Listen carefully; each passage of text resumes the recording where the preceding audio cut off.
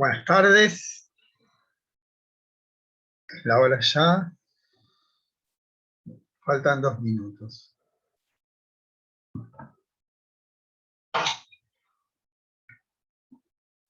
A ver. Vivi, ¿está acá en la perra que está bajando la puerta?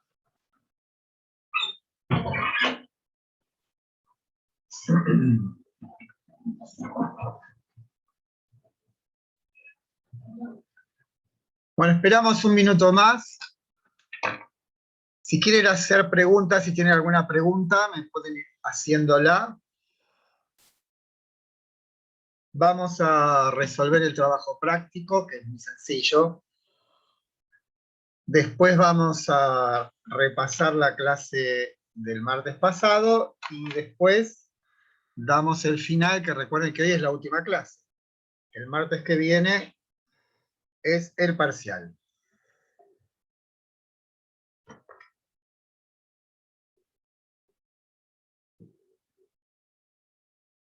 ¿Preguntas no hay? Hola, profe, ¿cómo anda? Bien. ¿Qué tal? ¿Le puedo hacer una consulta primero acerca del parcial y después tengo una pregunta acerca del trabajo que hicimos, ¿puede ser? Bueno. ¿El tema del parcial va a ser el mismo formato que utilizó con el anterior? Sí. 5 preguntas Bien. de multiple choice y después hay que fundamentar las respuestas. Ah, perfecto. Y con el tema del trabajo que estuvimos haciendo, ¿usted me podría más o menos explicar? Porque yo me quedé trabada en el tema de la lógica formal. Le Eso lo explico. vamos A ver. ahora mismo, ahora inmediatamente después de que haya alguna pregunta, voy a resolver el trabajo Sí. práctico. Sí, sí, porque yo me quedé en esa parte de lógica formal y la tabla tradicional y tabla de categorías. Me confundí un poco en eso, más que nada. Bueno. Igual hoy Gracias, profe. vamos a retomar eso. Gracias. ¿Alguna otra pregunta?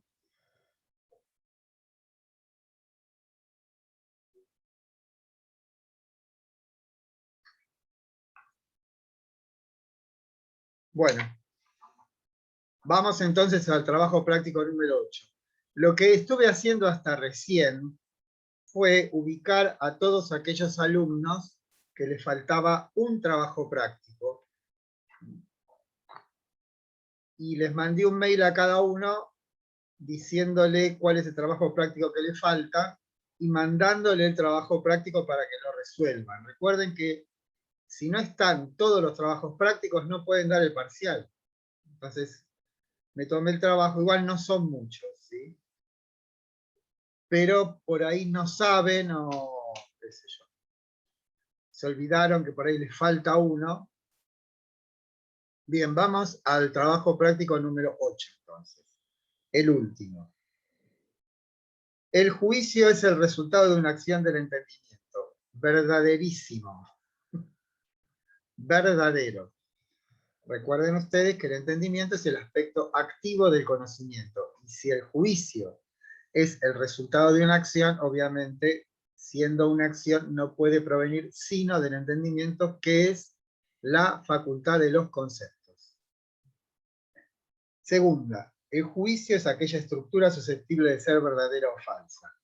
Verdadero absolutamente. O sea, en lógica formal hay tres elementos que estudia la lógica. Son los términos, las proposiciones y los razonamientos. La lógica es una disciplina formal, no se ocupa del contenido, no se ocupa de la realidad efectiva de algo, sino de la forma, ¿no? Entonces, de los términos, dice si están bien o mal utilizados. De las proposiciones, que pueden ser verdaderas o falsas. Y de los razonamientos, que pueden ser válidos o inválidos. Recuerden que la expresión, ese razonamiento es falso, es una afirmación que no tiene sentido. Verdaderas o falsas son las proposiciones, los razonamientos son válidos o inválidos. Bueno, el conocimiento está fundado en que nuestra capacidad de conocer refleja la realidad. Falso, absolutamente falso. justamente la revolución copernicana tiene el sentido de mostrar que el conocimiento humano no refleja las cosas, sino que las constituye, las produce, si se quiere. 4. El concepto tiene por función unificar lo múltiple que aporta la sensibilidad. Verdadero. Decíamos que lo que hace un concepto es recibir lo múltiple sensible y, sintetizando eso múltiple, orienta esa multiplicidad hacia la unidad del concepto. Esa unidad del concepto es, por otra parte, aquello que da sentido a lo que la experiencia nos dice. Recuerden que si nuestra capacidad cognoscitiva quedase reservada a la sensibilidad, el mundo se aparecería como una rapsodia de sensaciones, como una cosa sin sentido. El enlace de las representaciones lo hace el entendimiento a través de los conceptos. 6. La lógica formal aporta acá en la tabla de las categorías. Falso. A vos, Karina. No, lo que hace la lógica formal es aportar la tabla de los juicios, que es otra cosa. Esto es, bueno, esto lo vamos a retomar en un minuto. Si conocer es juzgar, yo querría saber, diría Kant, cuántas y cuáles son las formas de juzgar. Y me pregunto, se pregunta Kant, ¿existirá alguna disciplina que me pueda informar acerca de cuántas y cuáles son las maneras de juzgar? Y dice, por supuesto que sí, la lógica formal. Agrega Kant, es una disciplina, una ciencia que en 2000 años, o más de 2000 años, no ha dado ningún paso atrás, tampoco ningún paso adelante, ¿no? Refiriéndose a la lógica formal que inaugura Aristóteles. Entonces es la lógica formal la que provee a Kant de esa cuádruple partición de los juicios en cantidad, cualidad, relación y modalidad. Pero la tabla de los juicios no es la tabla de las categorías. La tabla de los juicios es la fuente de la tabla de las categorías, pero no es lo mismo. 7. La tabla de los juicios surge de la tabla de categorías. Falsísimo. En todo caso será al revés. La tabla de las categorías surge de la tabla de los juicios. Bueno, el yo pienso es una sustancia, eso mucho no lo hemos desarrollado, pero claramente no es una sustancia, porque si Kant le dice yo pienso, no es una sustancia sino una acción. El espacio es la forma de sentido interno. Falso, ese es el tiempo. Y los conceptos empíricos son los deducidos a partir de la tabla de los juicios y son los que posibilitan elevar universal. Falso de nuevo. Fui particularmente maligno con estas cosas. Pero en realidad son muy simples las respuestas. Bueno, ¿alguna otra pregunta o retomo la clase pasada? Profe, ¿me escucha? Sí, perfectamente. Pude ¿Quién me arreglar el habla? micrófono en la última clase de la cátedra. Mejor tarde que nunca. Ah, Pietri Aviasi, sí. Dime. Yo tenía una duda con respecto al yo pienso. Sí. Casi toda la humanidad la ¿Sería tiene. lo mismo que Perdón, no, fue un chiste, decime. Sí. ¿sería lo mismo que la conciencia trascendental, como esa autoconciencia? Bueno, sí, se la podría llamar así. Pero ¿quién la nombra así? En el texto de Carpio, Ah, está bien. creo. Está bien, sí, está bien. Bien, Lo gracias. que hay que, primero hay que saber lo que no es el yo pienso. No es una cosa, no es una sustancia. Es muy simple, ¿por qué? Porque si fuera una sustancia, debería aparecerse. O sea, yo para poder calificar algo como sustancial, tengo que tener una impresión sensible. Si no, ¿cómo hago para decir esto es tal cosa? Si Kant dice todo conocimiento comienza con la experiencia y nuestro conocimiento parte de lo que los sentidos nos testimonian, ahora me pregunto, Selina, ¿vos viste al yo pienso alguna vez? Si lo vieron es grave, porque no es una sustancia, justamente por eso, si no es una sustancia, ¿qué es? Una acción. Una acción. ¿Cuál es su acción? En principio está siempre presente. Sí, Malena Herba, lo podemos ver cuando terminamos la clase y nos ocupamos de los temas así como administrativos, si falta un trabajo práctico, etcétera, etcétera, los vemos, me hacen acordar, así no interrumpimos el fluir de la clase. ¿Está claro, Profe, Silvina? disculpe, yo pienso era acerca del ejemplo que dio usted la otra vuelta de los recuerdos que teníamos acerca de algo sobre el recuerdo general que había más o menos, no sé si se Sí, era entiende lo que eso, digo. lo que yo quise Ah, ejemplificar por es que ahí yo iba. pienso, está siempre. O sea, si Ah, yo bien. experimento algo, y eso experimentado después se guarda en la memoria, aquello guardado en la memoria conserva dentro de sí a ese yo que experimentó lo que ahora recuerdo. Porque si no, no podría recordar. Porque lo que hace que el recuerdo aparezca, esto es la acción de recordar, que de algún modo expone el recuerdo en el orden en que uno lo experimentó, ¿sí? No importa si ese orden es falso o no, eso no es acá no estamos juzgando si es verdadero o falso lo que digo en un recuerdo, lo que estoy diciendo es cuál es la función. Entonces, ese yo que experimentó lo que ahora recuerdo, está inmerso en el recuerdo porque si no, no podría exponer lo recordado. Pero lo que es interesante es que eso expuesto por el yo que está inmerso en el recuerdo, se lo expone a ese yo que estuvo siempre y que es el yo que experimentó eso que ahora recuerdo. O sea que una de las notas esenciales del yo pienso es que está siempre presente. Y estando siempre presente, por otra parte, no tiene contenido, no hay un contenido especial del yo pienso. Es como la autoconciencia pura, podemos decirlo también, ¿no? Kant lo llama también apercepción trascendental, como en el sentido de que está siempre presente. Si no está presente, no hay conciencia. Eso es lo que quiere decir. O sea, recuerden siempre que una representación apunta por un lado al objeto que es representado y por otro lado a la conciencia que lo conoce o que conoce esa representación, ¿no?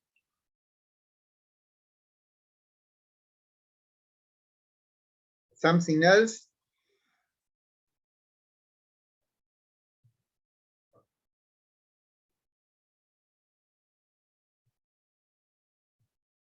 Luciana Feeling, que sabemos todos ya.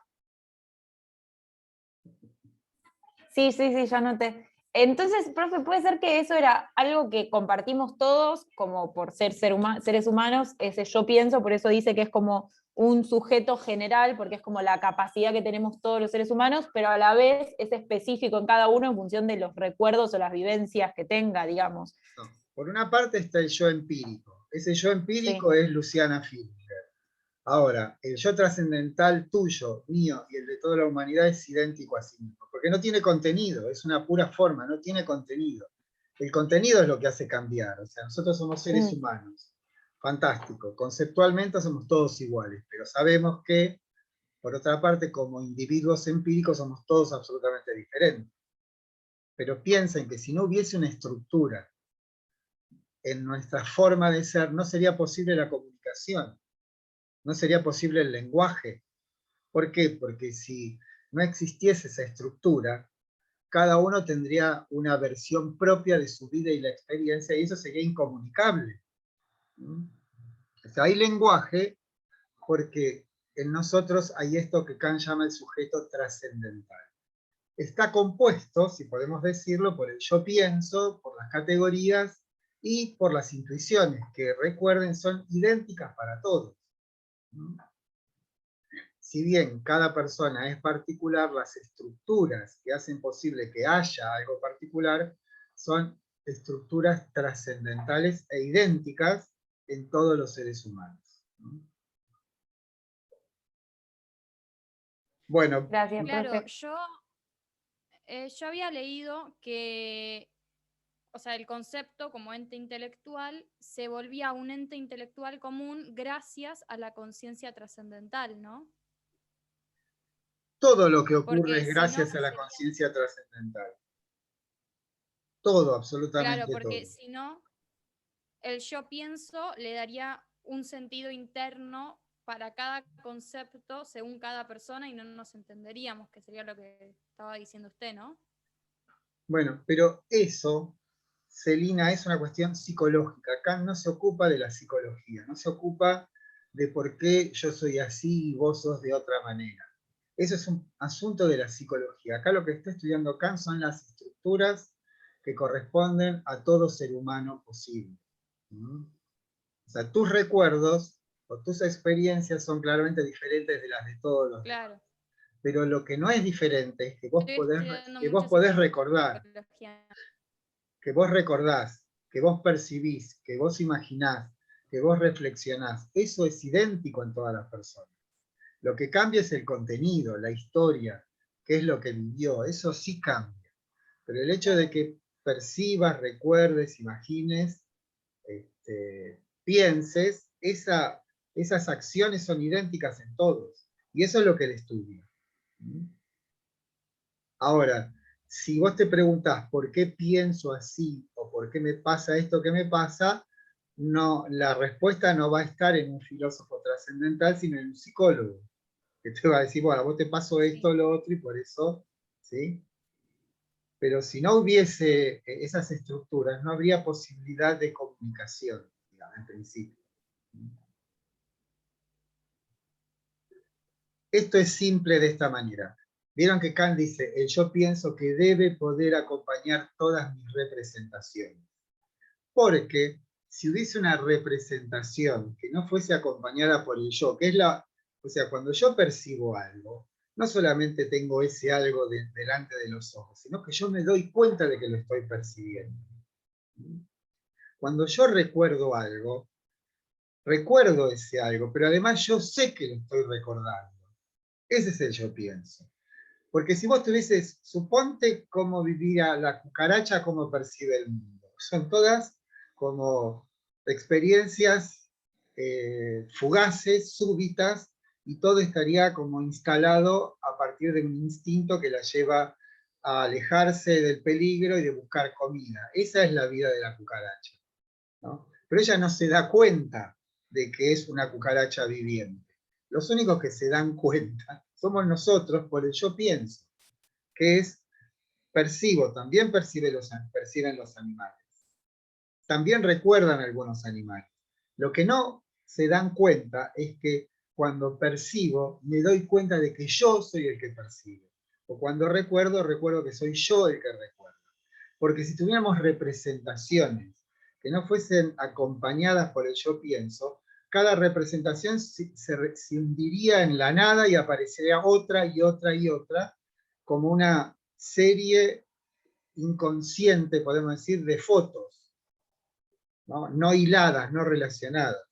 Porque cada experiencia que vos tenés inmediatamente está asociada con todo tu pasado. ¿Sí? Y esa es obra del yo pienso. Es lo que le da unidad a la experiencia. Profe, por eso dice que es el fundamento de todas las categorías, porque en realidad la Claro. acción de subsumir, como que es esta cosa de enlazar y hacer esa síntesis, surge del yo pienso. Es que Entonces, como que las categorías serían las distintas formas de más generar fuerte esos enlaces. son las articulaciones del yo pienso. Las categorías son articulaciones. Son, como digamos, el aspecto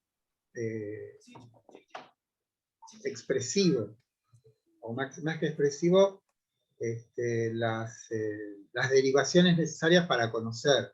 Pero si no hubiera yo pienso, las categorías no sabrían a quién enviarle las noticias del mundo. ¿A quién subsumo, como dice Kant, lo múltiple en lo uno? ¿Y a quién le notifico eso? ¿Quién se da cuenta de eso si no estuviese el yo? Sería como un teatro y una representación teatral sin sin público, digamos, ¿no? Bueno, empiezo. Habíamos quedado la clase pasada en que efectivamente Kant había respondido a la primera parte de la pregunta que decía ¿qué puedo conocer? Y decíamos que esa primera parte decía ¿cómo son posibles los juicios sintéticos a priori?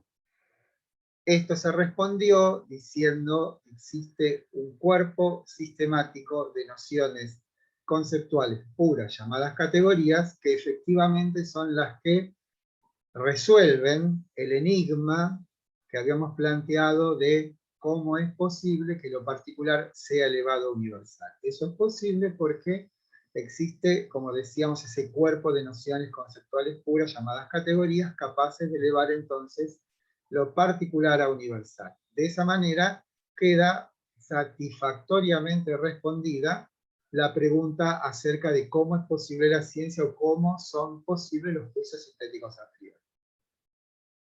Pero había otra pregunta, que era, ¿es posible la metafísica como ciencia? Y decíamos que si nos fijamos con claridad la pregunta, ¿no? O mejor dicho, si prestamos atención a la formulación kantiana que dice todo conocimiento comienza con la experiencia, pero no todo conocimiento deriva de la experiencia, claramente la metafísica no puede ser una ciencia porque no tenemos conocimiento sensible del alma, no tenemos conocimiento sensible de la libertad, no tenemos conocimiento sensible de Dios. Por lo tanto, podríamos responder antes de comenzar todo esto con que la metafísica no es posible como ciencia. Y decíamos que Kant, una vez que ha propuesto esta realidad, digamos, de la metafísica, sin embargo, lo que hace es mostrar por qué, cuándo, cómo la metafísica se equivoca. Y se equivoca en la idea de alma porque establece silogismos inválidos, que se llaman paralogismos. Pero eso ustedes no se preocupen porque no lo vamos a hacer. Respecto de Dios, dice Kant que la metafísica o la teología natural, que así se llama, pasa de lo conocido a lo desconocido. ¿Sí? ¿Qué quiere decir esto? Que yo perfectamente puedo decir que este mueble fue hecho por este artesano, y además puedo decir que este artesano es la causa de este mueble. Pero eso ocurre en el espacio y en el tiempo. Es algo constatable, corroborable. Ahora, cuando la teología dice Dios creó al mundo, está asimilando la tarea creadora de Dios con la de un artesano. Pero dice Kant, yo no puedo lícitamente pasar de lo conocido a lo desconocido. ¿Está claro? O sea, no es lícito, ¿por qué? Porque el orden donde Dios existe no es conocido para nosotros, pero sí conocemos el orden donde un artesano produce algo. Entonces puedo decir, la causa de este mueble es este carpintero. Eso es lícito, verificable, constatable. Hay una causa y hay un efecto. Ahora, eso que ocurre en el espacio y en el tiempo, ¿es lícito trasladarlo a un orden que desconocemos? O sea, esto no quiere decir que Dios no exista. Esto no quiere decir que Dios no sea creador. Lo que quiere decir es que no lo puedo demostrar. Hay otra prueba que se llama la prueba ontológica, que también Kant critica, que la prueba dice que a un ser perfecto no le puede faltar la existencia. Dice eso, ¿no? ¿Por qué? Porque la existencia es una perfección. Entonces Kant dice, ¿es lo mismo tener 1000 pesos reales en el bolsillo que 1000 pesos hipotéticos en el bolsillo? No es lo mismo. No es lo mismo. Esto es lo que quiere decir Kant, que la existencia no es un predicado. O sea, yo puedo pensar la escoba, ¿no? Supongamos el concepto de escoba. Si le quito el palo a la escoba, ¿cambia el concepto de escoba? Por supuesto que sí. Ahora, si yo le quito la existencia a la escoba, ¿cambia el concepto de escoba? Para nada. Entonces, lo que quiere decir Kant que no, la existencia no es un predicado. como si el palo es un predicado de la escoba. Si yo a Dios le quito la omnisciencia, cambia el concepto de Dios. Si yo a Dios le quito la eternidad, cambia el concepto de Dios. Pero si le quito la existencia, el concepto de Dios no cambia. ¿Por qué? Porque la existencia no es un predicado como lo es el palo para la escoba o la omnipotencia para Dios. Entonces con eso reventó media historia de la metafísica. Lo que nos interesa a nosotros, fundamentalmente, son dos cosas. Primero, es el tema de las ideas. Kant dice, o Kant se pregunta, ¿de dónde surgen las ideas? Si ustedes vieron el cuadrito, que los conceptos puros pueden ser del entendimiento o categorías, o de la razón o ideas. Y que esas ideas de la razón son tres: el alma, el mundo y Dios. Y que esas tres ideas corresponden a esas disciplinas llamadas psicología racional, cosmología racional y teología racional. Y le agregamos nosotros que esas ideas, que Kant le pone el nombre inspirándose en Platón, entre las ideas de Platón y las ideas de Kant hay una gran diferencia. ¿Por qué? Porque las ideas para Platón son principios constitutivos y principios regulativos. ¿Qué quiere decir principios constitutivos? Que el mundo, tal como nosotros lo conocemos, para Platón, no es sino una copia del mundo de las ideas. Es en ese sentido que las ideas son principios constitutivos. Y además, agregaría Platón, las ideas son principios regulativos. ¿Qué quiere decir principios regulativos para Kant? Que las ideas, tanto para Platón como para Kant, se establecen como un polo absoluto de sentido. ¿Se acuerdan el Dios de Aristóteles? ¿Se acuerdan la idea del bien en Platón? Bueno, ¿qué hacían? Eran un principio que atraía por su propia perfección. Entonces Kant dice, alma, mundo y Dios son ideas, pero no tienen la capacidad o la condición de ser principios constituyentes. Principios constituyentes, en todo caso, son la sensibilidad y el entendimiento. O sea, lo que dan sentido a las cosas. Ahora, preserva Kant para las ideas que tengan la cualidad de ser principios regulativos. Esto es algo que se plantea como absoluto y que nosotros tendemos a buscar ese absoluto. En otros términos, la ciencia avanza incesantemente. Todos los días hay nuevos conocimientos, nuevos descubrimientos.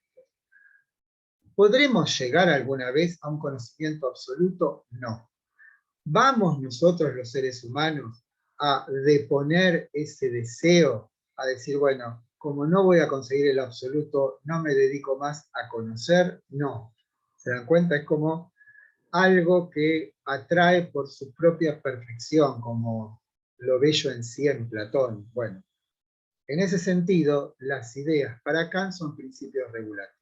Se proponen como algo absoluto que a su vez a nosotros, los seres humanos, se nos presenta como un ideal a acceder. Pero sabemos que nunca vamos a llegar a eso. Hay una bella imagen que ilustra de un modo absolutamente concluyente qué es lo que quiero decir con esto. Las ideas para Kant son como la estrella que guía al navegante, pero en la cual jamás se desembarca. ¿Sí? ¿Está claro esto? Es un ideal.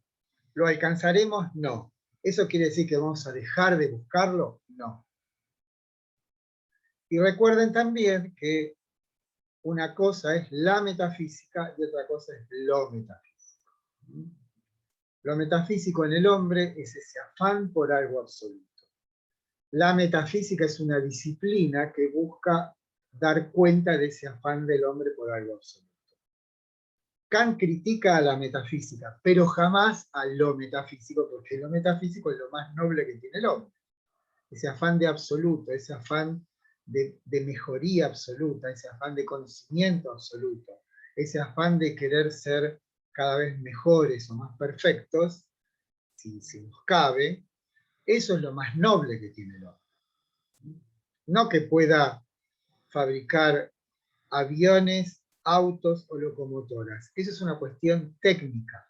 No habla de los verdaderos valores del hombre. Habla de la habilidad o capacidad técnica, pero no habla de lo que es bueno en sí mismo. Bien, cuando Kant llega, o llegamos, a la idea de mundo, la razón no comete errores. No hay errores en la idea de mundo, pero hay algo más grave, que son antinomias. ¿Qué son las antinomias? Juicios contradictorios. ¿Y por qué es más grave? Porque muestra que la metafísica, librada a sí misma, sin cometer errores lógicos, llega a conclusiones contradictorias.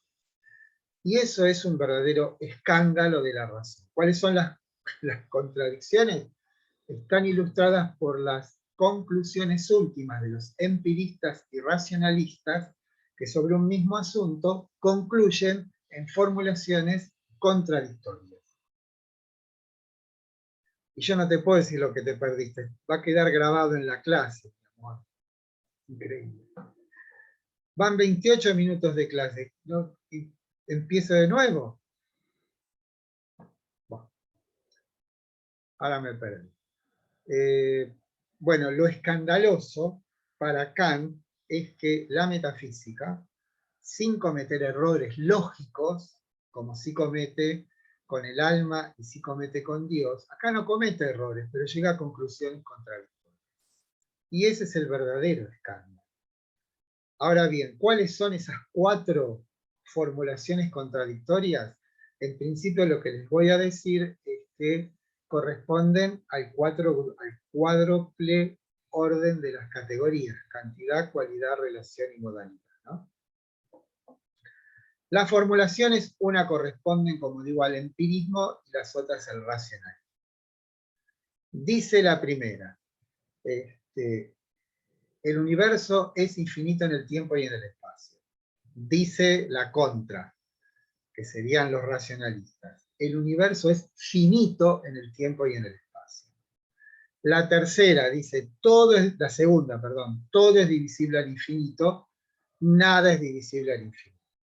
Digo esto que son las conclusiones de razonamientos válidos, eso es lo grave, que sin haber cometido errores lógicos, la razón, esto es la metafísica, llega a conclusiones válidas, pero contradictorias. Eso quiere decir que estamos muy mal. ¿Se dan cuenta? Entonces Kant dice de las 2 primeras antinomias que son falsas. ¿Por qué? Porque consideran que el tiempo y el espacio pertenecen a las cosas. Y nosotros hemos descubierto en la estética trascendental que el tiempo y el espacio no pertenecen a las cosas, sino a nuestra manera de conocer las cosas. Entonces, decir, el universo es infinito en el tiempo y en el espacio, o lo contrario, es absurdo, porque infinito, tiempo, espacio, no es algo que pertenezca a las cosas, sino a nuestra manera de conocerlas. Entonces, en todo caso, la pregunta habría que hacérsela al sujeto, pero no a las cosas. Por lo tanto, las 2 primeras antinomias son falsas porque están mal planteadas. Pero en la tercera, y en esta es la que hay que prestar especial atención, se juega la posibilidad de la moral. ¿Qué dice la tercera antinomia? No existe causalidad por libertad, y ¿qué dice la otra? Existe causalidad por libertad. Ambas son verdaderas, pero dependiendo desde el punto de vista en que nosotros nos ubiquemos. Desde el punto de vista de la perspectiva de la naturaleza, es verdadero afirmar que no existe causalidad por libertad. ¿Qué quiere decir, o a qué equivaldría que en la naturaleza existiese causalidad por libertad? Es que yo tirase esta virome, que no se vio caer, y a la virome se le ocurre no caerse.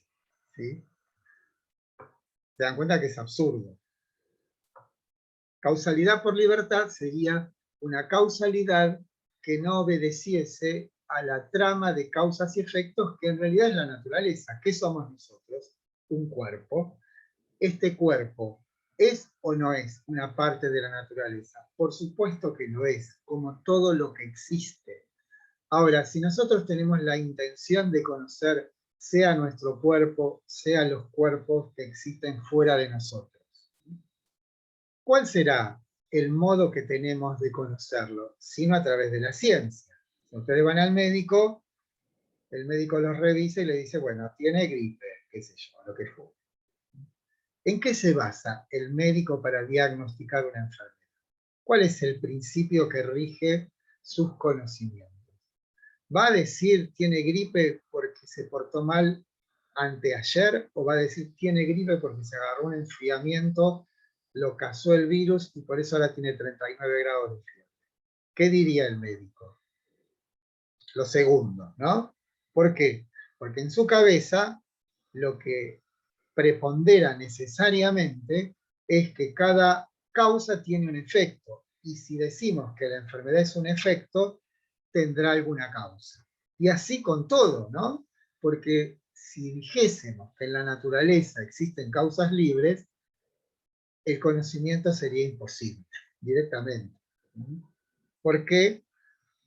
Porque una causa a veces provocaría una cosa y otro día provocaría otra. Y eso haría que el conocimiento científico se haría imposible. El conocimiento científico se basa en que existe una regularidad entre las causas y los efectos. ¿No? ¿Está claro esto?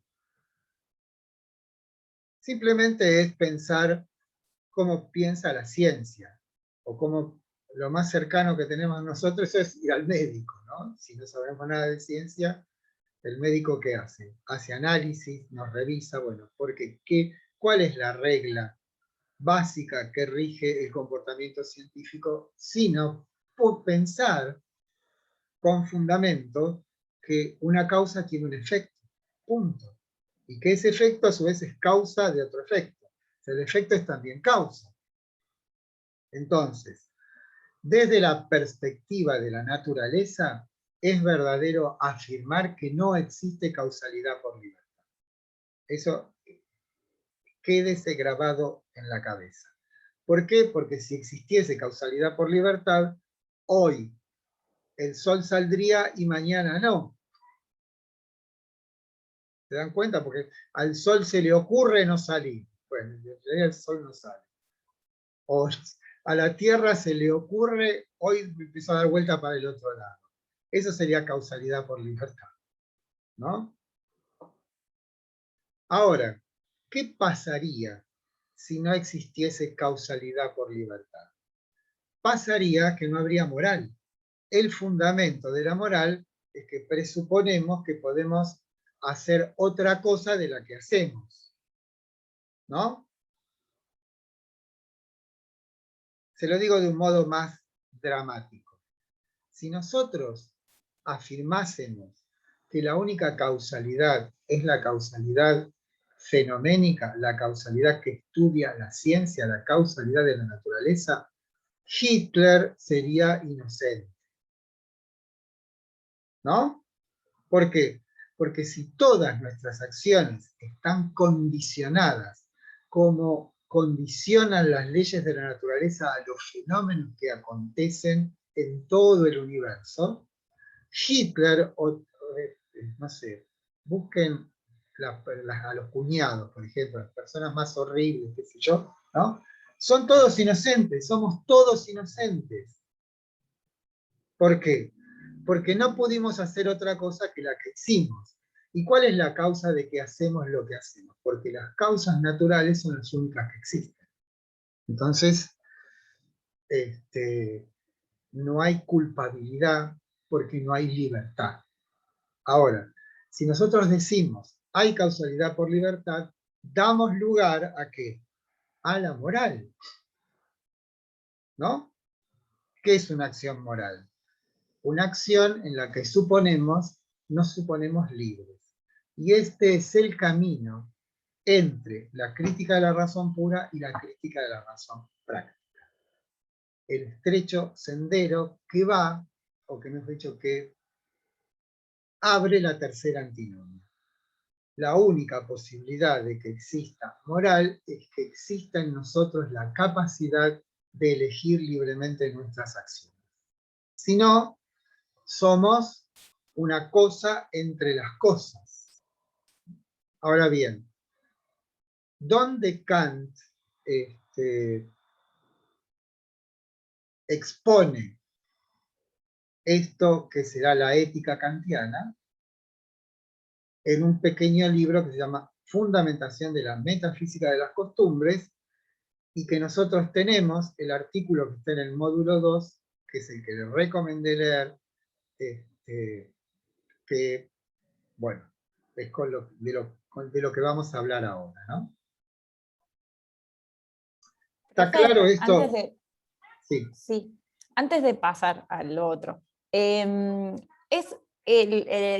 nuestro lado, digamos, que sería libre, es lo que él llama nouménico, nuestra parte nouménica.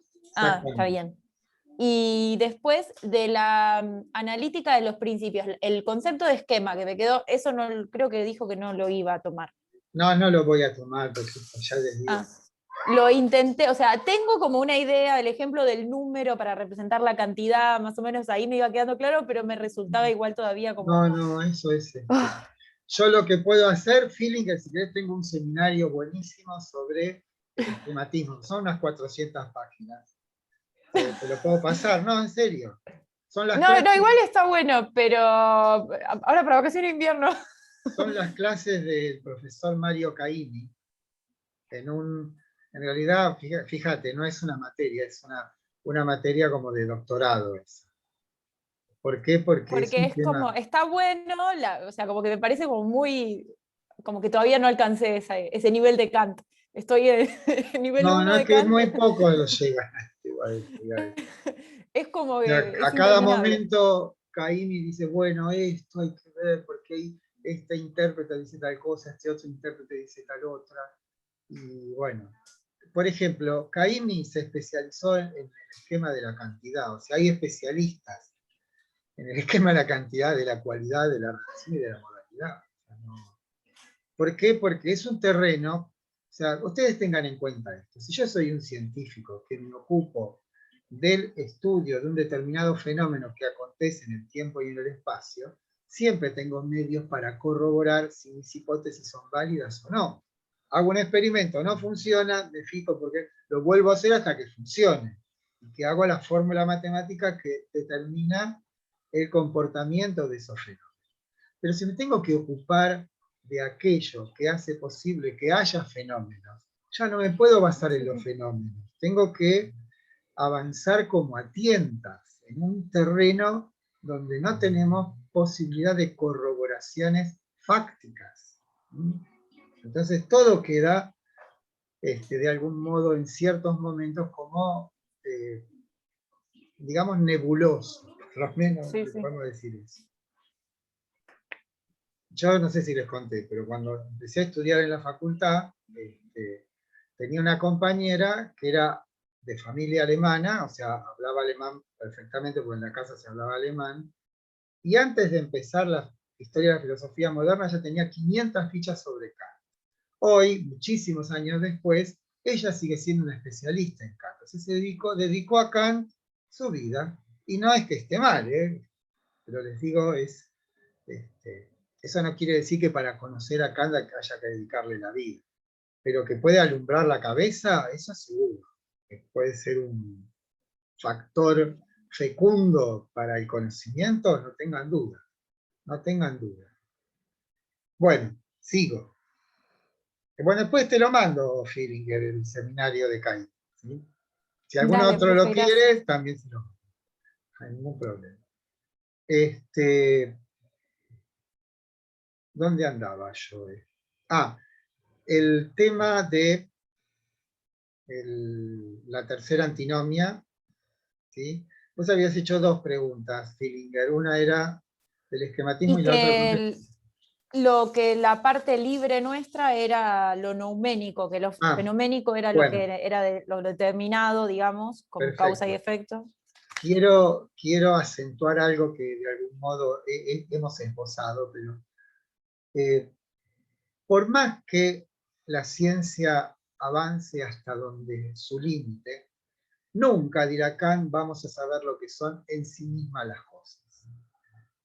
Pero no por una limitación de nuestro conocimiento, ¿no? O sea que si algún día inventamos nuevos aparatos de detección, sí vamos efectivamente a llegar al fondo de las cosas. Porque hay algo que es absolutamente inaccesible para nosotros, que es el modo de ser las cosas en sí mismas. En principio esto se resuelve sencillamente diciendo, si nuestras estructuras cognitivas particulares de esta especie que somos nosotros los humanos, condicionan, elaboran de tal manera aquellas apariciones sensibles, nunca podremos saber lo que son las cosas en sí. Lo único que podemos saber es cómo son los fenómenos, en tanto los fenómenos son una elaboración nuestra. Entonces, hay algo, un límite absoluto. Ese límite absoluto es, nunca podremos saber lo que son las cosas en sí mismas, porque nosotros de las cosas tenemos representaciones. El ejemplo más claro para entender esto lo da Aristóteles. Pero yo tengo un anillo de oro y tengo una superficie de cera. Imprimo el anillo de oro en la cera. Sin ninguna duda, hay una representación en la cera del anillo, pero el oro no está. No sé si me explico. Esto es, hay una escisión insalvable entre nuestro conocimiento de las cosas y el modo de ser en sí de las cosas. Esto es... Profe, Sí, disculpe, ¿puede repetir el ejemplo? tengo un anillo de oro, ¿no? Y tengo una superficie de cera. Imprimo con el anillo, o digamos, sí, imprimo la forma del anillo en la cera. ¿Estamos hasta ahí? ¿Tengo la forma del anillo? ¿Tengo algo del anillo? Sí, sin duda tengo algo del anillo. ¿Tengo el oro del anillo? No. Eso sería Ok, ya entendí. una manera de entender esto. Hay Ujú. un abismo infranqueable que no tiene que ver con que nosotros seamos más o menos eficaces para el conocer, sino que ya la estructura misma del conocimiento humano impide que accedamos a aquello que es en sí mismo.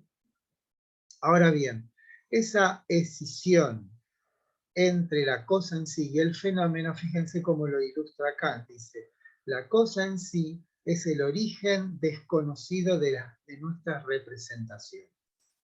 Porque no podemos saber si lo que tenemos de las cosas que son sus representaciones es algo que nos diga si las cosas son efectivamente así. Pero esto tampoco invalida el conocimiento, en absoluto. Ahora bien, y esto es fundamental para lo que vamos a hacer, que no es fundamental, ¿no? Pero el próximo paso que vamos a dar tiene que ver con la moral, ¿no? Ahora, para que podamos comprender esto que va a seguir, esa escisión que existe entre cosa en sí y fenómeno, la debemos llevar hacia nosotros. Y en nosotros también vamos a concebir que existe esa duplicidad. Y en lugar de llamarlo cosa en sí, Kant lo va a llamar noumeno. Entonces tenemos el noumeno y tenemos el fenómeno. ¿Qué es el fenómeno? Eso sí lo sabemos. Nuestro cuerpo es el fenómeno. ¿Sí? Nuestro cuerpo se comporta según las leyes de la naturaleza. Según las leyes de la naturaleza, tenemos sed, tenemos hambre, tenemos que ir al baño, tenemos esto. Eso es la naturaleza. ¿Sí? Eso es la naturaleza en nosotros y es el orden fenoménico en nosotros. Insisto, si ese fuese el único orden, no habría lugar para lo humano propiamente, que es la moral, ¿no? Insisto con esto. Si fuéramos solamente seres fenoménicos, todas nuestras acciones estarían determinadas por la naturaleza. Y por lo tanto, no habría nadie culpable de nada, porque todo el mundo actuaría según la naturaleza. Esto es según el orden fenoménico, esto es según el orden que corresponde a las cosas. ¿Mm? Y si quieren un ejemplo más así furibundo, Hitler, o imagínense lo peor de la humanidad, son inocentes. ¿Por qué? Porque dado que en ellos la naturaleza es lo que rige su comportamiento, y la naturaleza siempre está determinada por las causas y los efectos, no habrían podido hacer otra cosa que lo que hicieron. ¿Por qué? Porque así como una cosa que se cae, siempre cae de la misma manera por la ley de la gravitación universal, nuestra conducta entraría dentro de la misma lógica. Y por lo tanto, nuestras acciones no serían jamás punibles. ¿Mm? Debemos suponer entonces que existe otra dimensión de lo humano que Kant llama lo nouménico, de lo cual vamos a hablar ahora. Pero antes de comenzar con el tema este de la ética, quiero estar convencido, persuadido que se entiende esta escisión dentro del ser humano mismo. Piensen cuáles serían las consecuencias si solamente existiese el orden de los fenómenos. Por supuesto que hay personas que se comportan solamente obedeciendo a ese orden, pero dudo de calificarlos como personas, son cosas, o a lo sumo le podríamos adjudicar la animalidad, porque los animales también se rigen, o sea, no podemos decir que el tigre que se desayunó un campesino en Bangladesh es malo. ¿Es malo?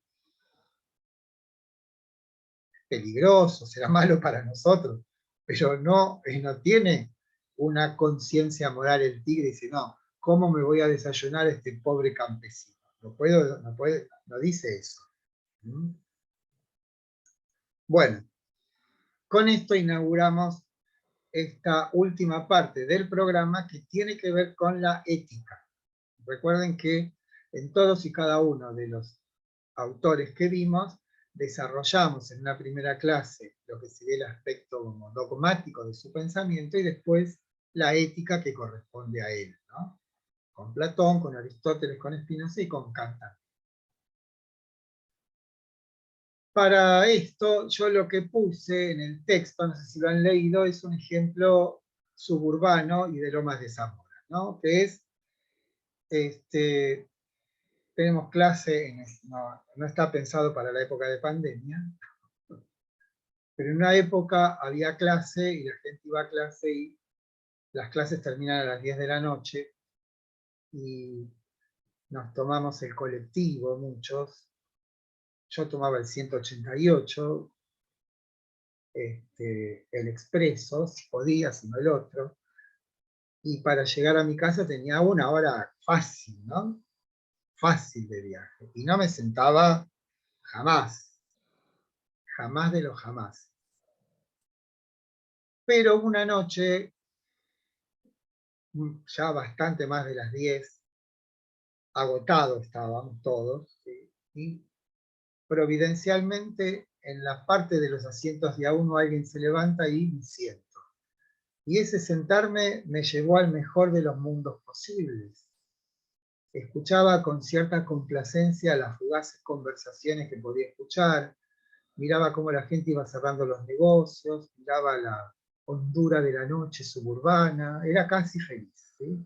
Pero a las 6 cuadras asciende trémula viejecita al colectivo. Entonces, en mi interioridad se emprende una lucha a muerte entre diferentes emociones. Emociones son como posturas, ¿no? No entendí exactamente este tema de Kant, así que voy a tomar el texto y lo voy a volver a leer, ¿sí? O lo siento mucho por esta mujer, estoy muy cansado. Me hago el dormido, lo siento. Puede ser también que diga, como todos ustedes que me rodean son unos gusanos, y yo no, le voy a dar el asiento a esta señora. O puedo también pensar, decir, es una buena oportunidad para ponerme a prueba y acometer una acción tal que abra para mí el camino seguro al reino de los cielos, ¿sí? Siendo yo una persona religiosa, digamos, le doy el asiento por eso.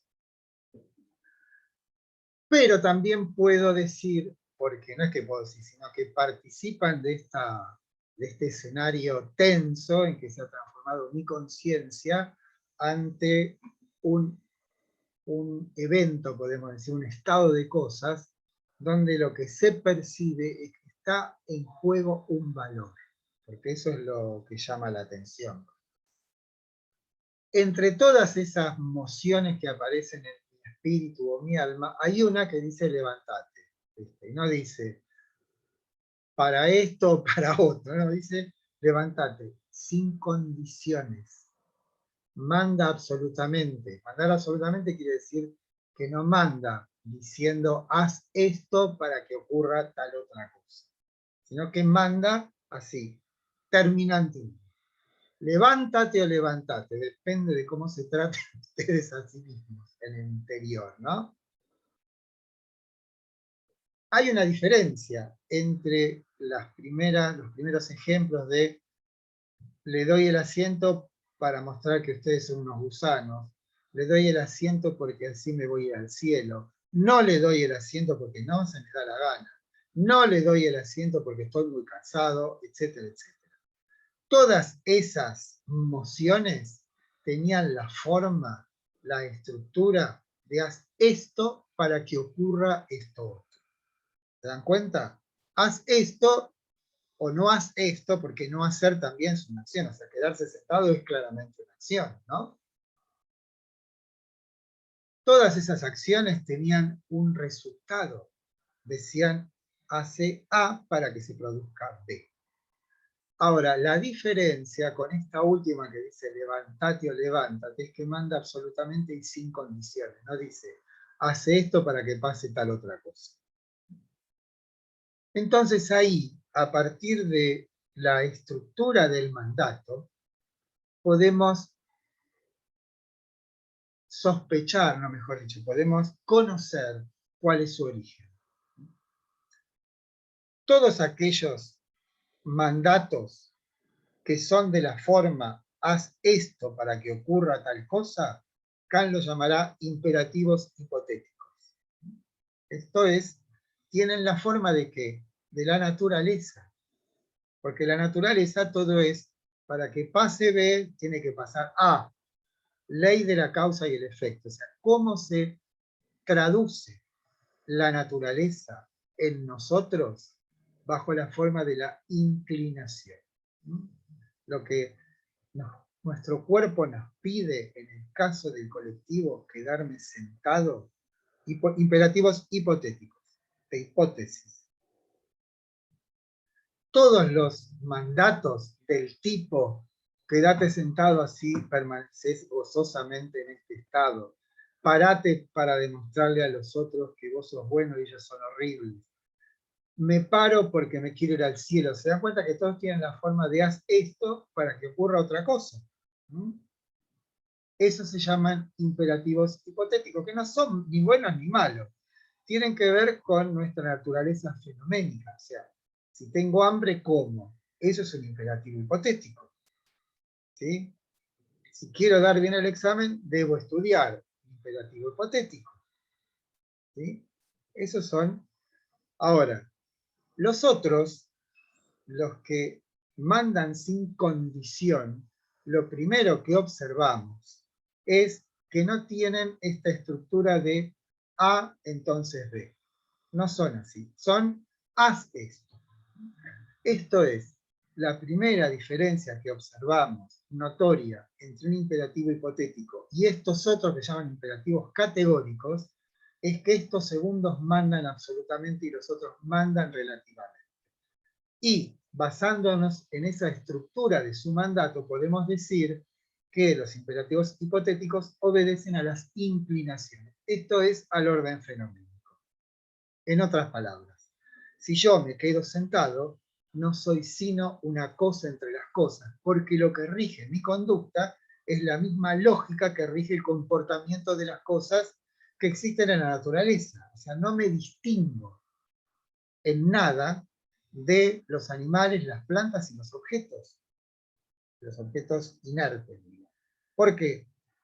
Porque la lógica de mi acción, la estructura de mi acción, obedece a esa forma que es la naturaleza en nosotros. Ahora, si obedezco al otro, fíjense las cosas que nos pasan, ¿no? Si obedezco al imperativo categórico, ahí soy libre. Porque, y esto es importante, ¿cómo piensa Kant la libertad? La libertad es un doble movimiento.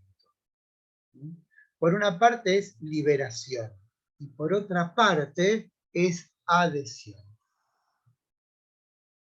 ¿De qué me libero? Claramente del orden fenoménico. ¿Y a qué me adhiero? A otro orden. ¿Cuál es ese orden? El orden del deber. ¿Por qué, me pregunto, adhiero al orden del deber? Porque lo evalúo como mejor.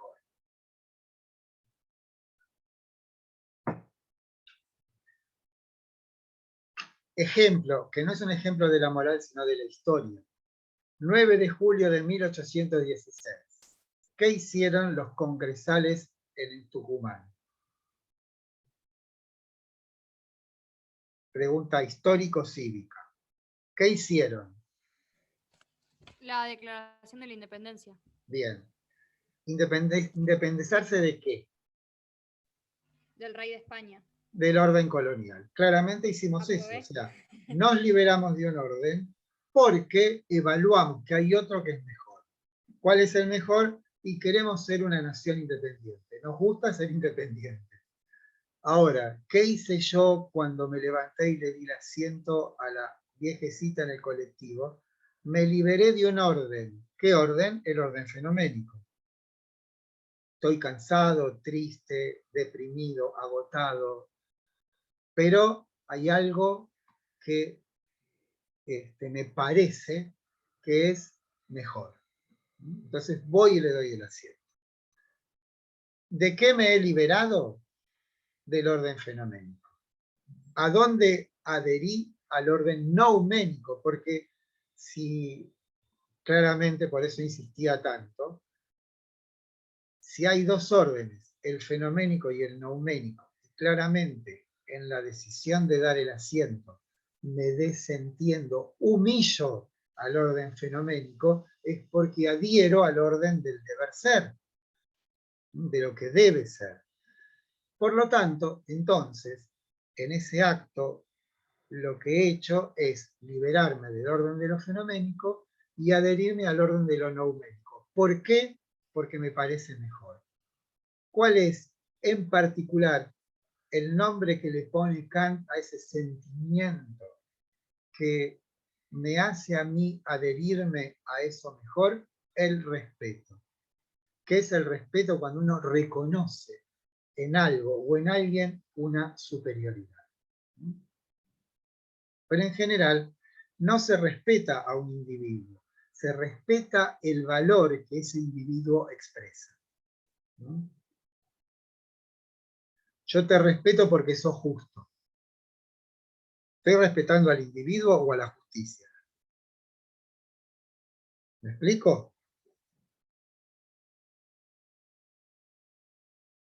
Ahora bien, adhiero entonces a un orden porque lo evalúo como mejor. Mejor no comparativamente con el fenoménico, porque no es que me da más placer. Justamente lo que no me da es placer esto que hago, pero lo hago porque lo debo hacer. Me desentiendo, ¿se dan cuenta? De aquello que dicta en mí lo que esté asociado al goce o al interés. Me desentiendo de mí mismo. Entonces dice Kant, ocurre entonces en nosotros una transformación. Pasamos de ser seres fenoménicos y pasa algo muy raro. Pasamos a ser legisladores. Somos legisladores. ¿Qué hace un legislador? Bueno, supónganse un diputado, eso es un legislador, ¿no? Un concejal. El concejal pasa ahí por Temperley y ve una cosa que no está bien, no sé. Entonces, ¿qué hace? Va al consejo y dicta una ordenanza para que eso que no está bien mejore. Eso lo hace un legislador, ¿no? O un diputado o un senador, promueve una ley. ¿Qué estoy haciendo yo en ese momento? Sino legislando frente a una situación que muestra un estado de cosas donde hay un ser humano que está en una situación de precariedad, ¿no? Por eso le doy el asiento. ¿Por qué le doy el asiento? Porque esa persona, ¿sí?, es vulnerable, se manifiesta como vulnerable. Cuando yo le doy el asiento, lo que estoy intentando es restituir en esa persona a la humanidad que se encuentra vulnerada por el paso del tiempo. Eso está claro, ¿no? ¿Qué es lo que hacemos cuando le damos ¿por qué le damos el asiento? Porque observamos que en ella hay una cierta vulnerabilidad, ¿no? Está en peligro su vida, podemos decir, está en juego. ¿Puedo hacer algo para que esa vulnerabilidad no se vuelva algo, o sea, que el colectivo frene y se golpee y se rompa un hueso? Por eso es vulnerable. Entonces, ¿qué hago yo? Trato de restituir en ella la humanidad que está vulnerada por el tiempo. Mi intento es fundamentalmente ese. Ver cómo hacer que ella, su persona vulnerable, su humanidad vulnerable, sea firme. Trato de como de restañar una herida. ¿Sí? Trato de devolverle la humanidad. Aunque en el plano, obviamente, de físico. Lo consiga o no lo consiga, no es el asunto de la moral kantiana. Porque es una moral de la intención. ¿Se acuerdan? Lo primero que estudiamos. ¿Sí? No es una moral de los resultados, sino de las intenciones. Entonces, cuando le doy el asiento, ya no pertenezco más al orden fenoménico, soy otro. ¿En qué me he convertido? En un ciudadano del orden de los fines. ¿Con qué título? El de legislador. ¿Por qué legislador? Porque he establecido una nueva legalidad en el orden fenoménico. He hecho algo que no estaba en el orden fenoménico. He incorporado una novedad en el orden fenoménico, una novedad tal que lo eleva al orden fenoménico, lo vuelve mejor. ¿He sido libre? Sí, porque me he liberado del orden de lo fenoménico, porque he adherido a un orden que yo juzgo como mejor. Y ese orden que juzgo como mejor no puede provenir del orden fenoménico. Ya que tenemos dos órdenes, el fenoménico y el nouménico, no queda otra posibilidad que el origen de esa acción moral esté en mí. No sea, o sea, porque el orden fenoménico me trasciende. Yo soy un cuerpo que vive en un mundo y el mundo está regido por la ley de la causalidad, por lo tanto, yo formo parte de una trama infinita de causas y efectos como cuerpo. Y es eso lo que me condiciona para acometer algunas acciones. Pero hay otro tipo de acciones en las cuales yo me desentiendo de lo fenoménico y adhiero a un orden, y por eso soy libre. ¿Por qué? Porque libertad consiste en ese tránsito entre el liberarse de y asociarse a. ¿Por qué me asocio a? Porque es mejor. Ahora, ¿cómo sé yo que esa acción es mejor? Entonces Kant propone, se llama la triple formulación del imperativo categórico, algo así como una prueba que exhibe si la acción efectivamente es o no una acción moral. Las tres formulaciones del imperativo son la primera, que es un poco, no sé si compleja, pero dice que la máxima de tu acción pueda convertirse en ley universal. Entonces yo debería, reflexivamente, abstraer de mi acción esto de darle el asiento, ¿cuál es la máxima que rigió esa mi acción? Si yo puedo formularla así: da a los demás o a alguien que está en estado de precariedad algo que vos tenés y, digamos, no es esencial para vos, pero sí es esencial para él. Entonces, esa máxima se puede elevar a ley universal. Esto es sin contradicción. Si yo puedo elevar la ley universal, entonces esa acción será una acción moral. Y la segunda formulación, que es mucho más intuitiva, dice claramente: nunca consideres a otro ser humano como un medio, sino como un fin en sí. Entonces, todas las otras acciones, no me quedo sentado, le doy el asiento para humillar a los demás, le doy el asiento para ser salvado en el reino de los cielos, ¿sí? Todas esas acciones no tenían como finalidad a esa persona. Tenían por finalidad un interés propio, mío, aunque no lo parezca. O sea, nadie podrá distinguir entre alguien que da el asiento por un interés propio, como por ejemplo humillar a los demás o irse al cielo, y el que lo hace por deber. El único que lo sabe es uno. ¿Por qué lo hizo? Como si dijéramos: lo que me mueve a este tipo de acciones moralmente buenas, ¿sí?, o morales, es la humanidad en mí. Hay algo que eso Kant se lo saca ¿a quién? A Jean-Jacques Rousseau, que decía, ¿se acuerdan? No sé si saben, Rousseau decía: el hombre es bueno por naturaleza. Lo que lo arruina es la sociedad, ¿no? Entonces, Kant preserva eso de que íntimamente en todos y cada uno de nosotros existe esto que él llama una buena voluntad. Y esa buena voluntad no hay cosa que pueda compararse con eso, es algo absoluto en nosotros, que se pone en juego justamente cuando percibimos que hay un valor que está siendo vulnerado, que está en juego. ¿Cuál es el valor que yo percibo está en juego cuando veo ascender a la anciana al colectivo? La humanidad está en juego. En esa persona está en juego la humanidad. ¿Por qué? Porque es vulnerable. Entonces, ¿en qué consistirá la acción moral? En tratar de neutralizar esa vulnerabilidad. En este caso particular, y por eso soy un legislador, me parece que la mejor manera de tratar de no exponer a su humanidad, que en su cuerpo está manifestándose vulnerable, es darle el asiento. ¿Sí? Entonces, segunda formulación del imperativo categórico: nunca hagas o trates a otra persona como un medio, sino siempre como un fin en sí. Esa es clarísima, no hay duda de eso. Y la tercera, que es una suerte de complemento de la primera, dice que tu máxima de acción pueda ser parte de una legislación universal. Pero esa no, digamos, es como una consecuencia de la primera. ¿Está claro más o menos?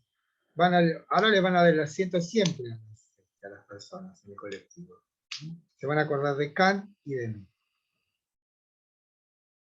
Lo último que dije es que la máxima de mi acción, recuerden que la máxima de la acción uno la tiene que entresacar, o sea, la gente buena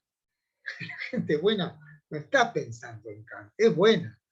Kant lo que hace es decir, bueno, reflexiono sobre cuáles son, o mejor dicho, somete una buena acción a una analítica desde una perspectiva muy determinada, que está diciendo esa perspectiva que en nosotros existen dos dimensiones. Una dimensión corporal, física, material, fenoménica, regida por la ley de la causalidad. Y claramente hay otra, porque no puede explicarse que alguien haga el bien, porque en el orden de fenoménico no hay bien. Búsquenlo por todos lados, pero no hay bien. Hay beneficio, hay goce, hay satisfacción, pero bien no hay. ¿Por qué? Porque el orden fenoménico es un orden ciego. No tiene, no ve más allá de sí mismo. En cambio, cuando alguien hace una buena acción, ¿alguna vez pensaron por qué los conmueve o nos conmueve una buena acción? No, evidentemente, no da el placer del orden fenoménico. Me comí un helado riquísimo, hemos comido un asado delicioso, ¿sí? Eso es fenoménico. Ahora, vemos una obra de arte y nos conmueve. Vemos un acto noble y nos conmueve. ¿Se pensaron alguna vez por qué? Porque en nosotros claramente hay dos dimensiones. Una dimensión fenoménica y una dimensión no fenoménica. Ahora, si ustedes quieren conocer lo no fenoménico del arte, hay que estudiar la crítica de la Facultad de Juzgar, que es la tercera crítica, ¿no? Que como ya les contaba, que Carpio decía que nadie llega vivo. Bueno, es exacto. Bueno, ahora bien, esperen que todavía no terminó esto, ¿no? Según esto, podemos concebir a la humanidad en tres dimensiones, ¿no?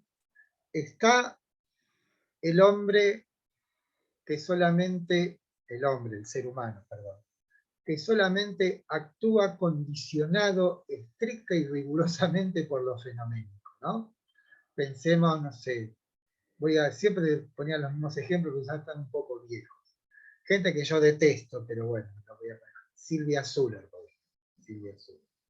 ¿Qué condiciona las acciones de Silvia Zuller? ¿Algún interés de la humanidad? Claramente no. O sea, son personas, perdón, no hay que poner nombres, pero todo el mundo conoce, cuyas acciones están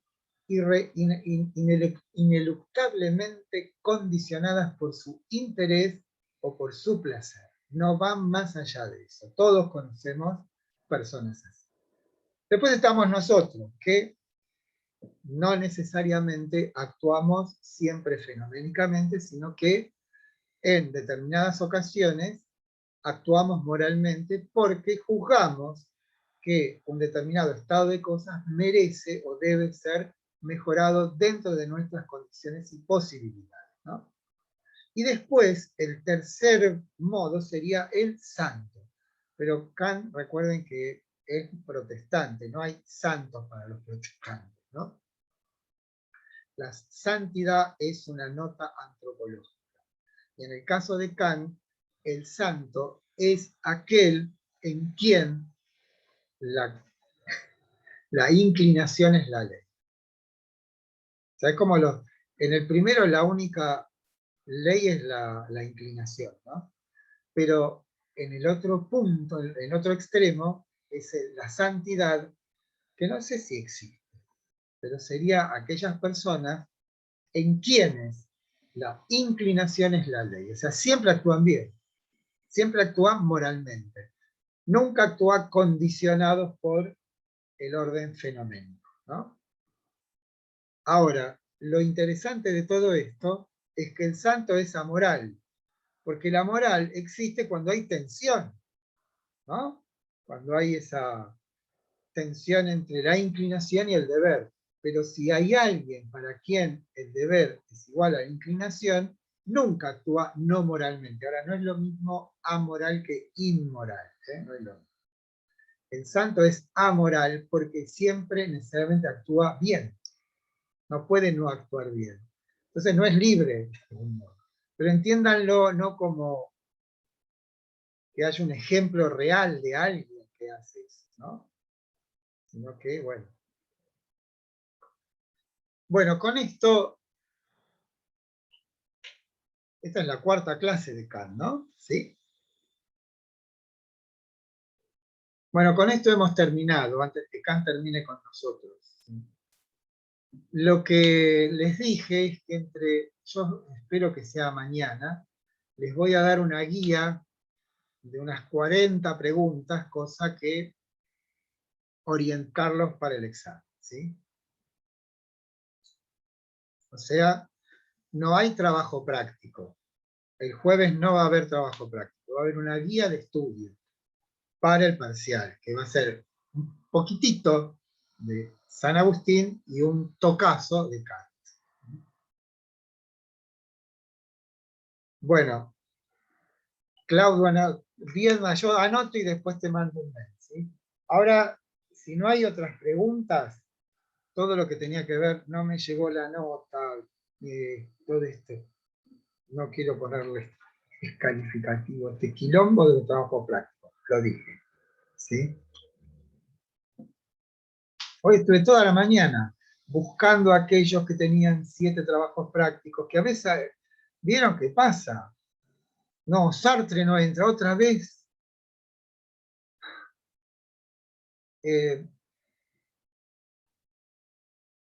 El trabajo práctico no, el formulario no lo puso mal, se perdió en Andrómeda, en la estratosfera, no llegó, y entonces después se entera que no llegó, entonces yo se los mando por mail, me lo hacen, a veces se me pasa. Está bien, pero nunca, siempre desde el principio del cuatrimestre dije que Sartre no entra y que Spinoza no entra, o no dije eso.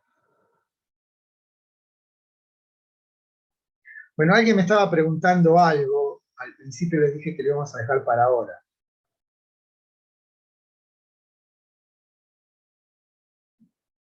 Bueno, qué sé yo. Pero fue una consulta, no es de los trabajos, es del parcial. ¿No van a hacer choice, van a hacer preguntas comunes? No, van a ser 5 de choice. Ah, como el anterior, está bien. Y las otras, o sea, si ustedes contestan mal las de choice y después ponen una justificación pertinente, no está bien. ¿Sí?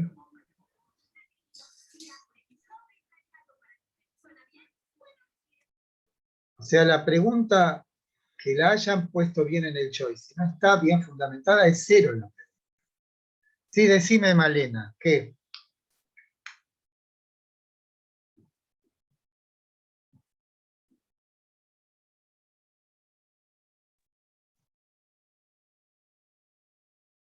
Sí.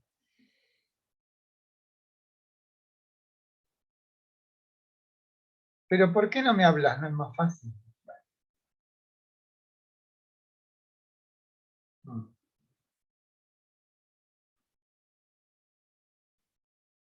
Profe, ¿y el tiempo es el mismo que en el parcial anterior? Sí, 2 horas y media.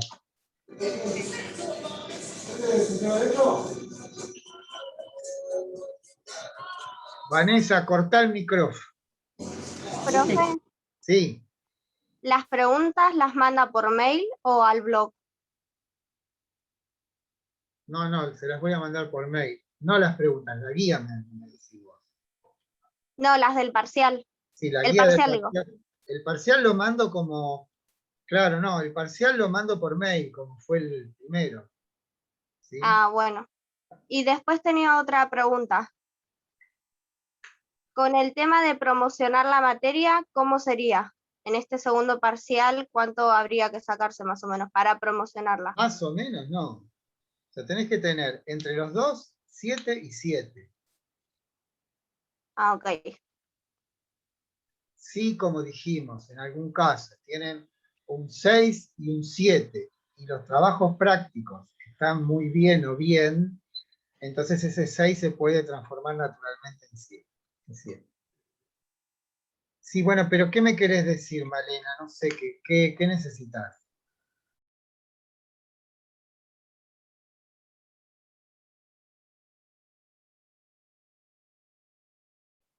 Porque no le funciona el micrófono. ¿Por qué no me mandás un mail? Más fácil, ¿sí? Y yo lo miro. Bueno, ¿alguna otra cuestión? Sí, profe, yo quería saber si los textos que van a dar en el parcial, o sea, lo que nosotros tenemos que prepararnos es solamente de Kant y de Saint-Simon, ¿puede ser? Saint-Simon. No, San Agustín. San Agustín. Eso No, eso. Eso Perdón, es de me equivoqué. sociología. San Agustín. Me estás mezclando las materias. Sí, San Agustín es el texto del módulo 1 de Alejandro Lumerman. Y de Kant es Carpio Caini y el mío del módulo 2.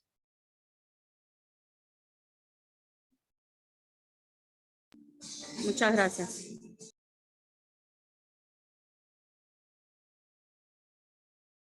La guía de preguntas no va a ser muy diferente de los trabajos prácticos. La diferencia del parcial es que el trabajo práctico no va a ser con 2 posibilidades, sino con varias. Porque ¿no?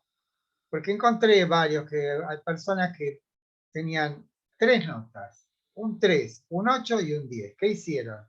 Como para evitarme el problema de tener que notificar las notas, el programa les devolvía un 3. Entonces agarraban, se fijaban todo estaban mal, tic, tic, tic, y lo volvían a mandar, sacaban un 8. No satisfecho con el 8, volvían a fijar cuál está mal y hasta que sacaban un 10. Pero lamentablemente el programa toma el primero de todos, o sea que el 3 quedó 3. No quedó ni 8 ni 10, 3. En fin. Ah, no se copien, ¿eh? Pues, es fatal la copia, ¿eh? Primero porque me doy cuenta, así que...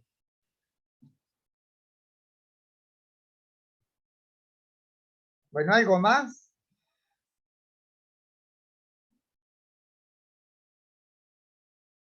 El resto de las condiciones es como el primero, ¿no? Manda a las 2 de la tarde hasta las Sí, 4. 4:30. Perfecto. Sí. Sí, es horrible esto, ¿eh? O sea, esto de tomar examen así es espantoso, no hay palabras, pero ojalá pudiéramos tomar examen oral, pero no es posible, porque son más de 100, ¿cuántas horas estaría? Así que bueno. Profe, Sí. una pregunta que no tiene nada que ver, ¿no? No se enloquezca, ¿eh? Como preferencia, al final, ¿a quién elige? ¿Aristóteles, Platón, Kant? ¿Por cuál es partidario usted? Ah, Siempre una tuve la pregunta duda. Sí, personal. siempre tuve la duda. Yo tengo mi percepción acerca por quién va usted, pero bueno. Yo los quiero a todos. A mí me parece No, que ¿por son alguien muy tiene un pequeño, ¿no? favoritismo, algo? Y Platón, para mí Platón es él. Kant es un Ya me Platón de parecía. esta época. Sí. Ya me parecía, ya me parecía. Soy más platónico que aristotélico. Sí. Kant ya es parte de mi vida cotidiana. Es el más largo, por eso. Es la idea. Que esto no sea simplemente una noticia que tuvieran en su vida, sino algo que les cambie la vida. ¿Sí? La filosofía cambia la vida, eso seguro.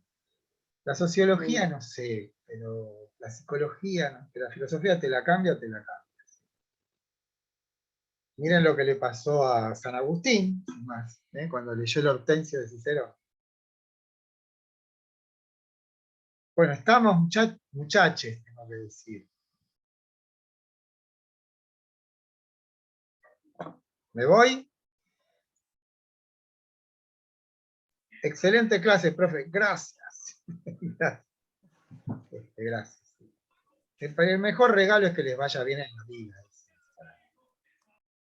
Y que la carrera les ayude a tener una buena vida. Una carrera ayuda por eso.